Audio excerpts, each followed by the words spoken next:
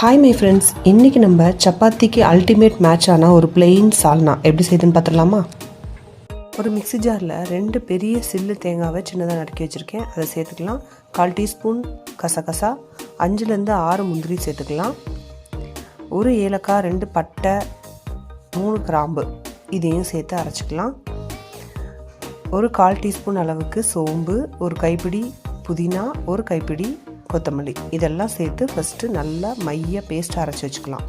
இப்போ ஒரு குக்கரில் தேவைக்கேற்ப எண்ணெய் ஊற்றிட்டு 1/4 டீஸ்பூன் சோம்பு, 2 பெரிய வெங்காயத்தை நீளவாக்கில் நறுக்கி வச்சுருக்கேன், அதையும் சேர்த்துட்டு தேவைக்கேற்ப உப்பு சேர்த்து வெங்காயம் நல்லா வதங்கி வந்ததும் ஒரு பெரிய சைஸ் தக்காளியை நறுக்கி அதோடு சேர்த்து நல்லா வதங்கட்டும். தக்காளி நல்லா வதங்கிட்டு இருக்கும்போதே ஒரு சின்ன சைஸ் இஞ்சி, 2 பல் பூண்டையும் நல்லா தட்டி சேர்த்துக்கோங்க. இஞ்சி பூண்டு வாடை நல்லா போட்டோம்.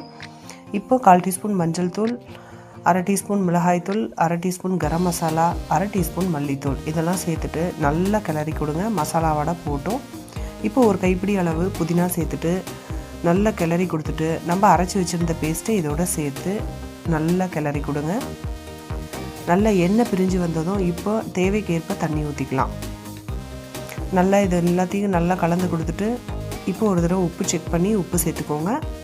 குக்கரை மூடி ஒரு 3லேருந்து 4 விசில் விட்டு எடுத்திங்கன்னா சூப்பரான பிளெயின் சால்னா ரெடி. கடைசியாக கொத்தமல்லி இலைகளை தூவி சப்பாத்தி போட்டு சர்வ் பண்ணி சாப்பிட்டு என்ஜாய் பண்ணுங்கள். பாய்.